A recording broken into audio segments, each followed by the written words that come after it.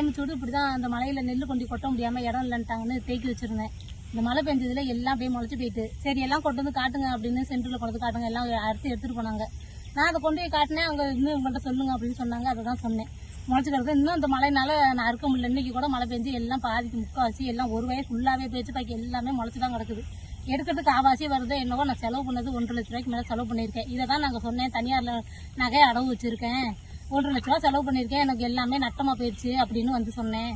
இதெல்லாம் சொன்னேன். அங்கே வந்து நியூஸில் நெல் கொண்டு போய் கொட்டை இடம் இல்லாமல் தான் அறுக்காம தேக்கி இந்த மலையில் அடிபட்டு போயிடுச்சு. நெல்லெல்லாம் ஃபுல்லாக இப்படி தான் முளைச்சி கிடக்கு. இந்த வயல் ஃபுல்லாகவே முளைச்சி கிடக்கு. எல்லா வயலுமே 5 ஏக்கர் கிட்ட எல்லாம் முளைச்சி தான் கிடக்குது.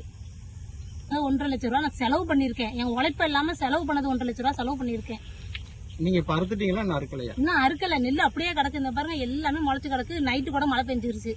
சென்ட்ரல் இருக்கிறத கொஞ்சம் நேரத்தாச்சும் அறுக்குன்னு பார்த்தா நைட்டு மழை வந்து பெஞ்சிருச்சு. மிஷின் கூட வந்து நிற்கிது.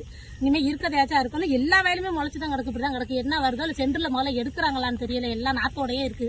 நான் அறுத்து கொட்டி சென்ட்ரல் என்ன பண்ண போறாங்கன்னு தெரியல. நெல் முளைச்சு நாத்தோட இருக்கு என்னன்னு தெரியல. அறுத்து கொண்டு கொட்டுவோம், என்ன பண்றாங்கன்னு பார்ப்போம்.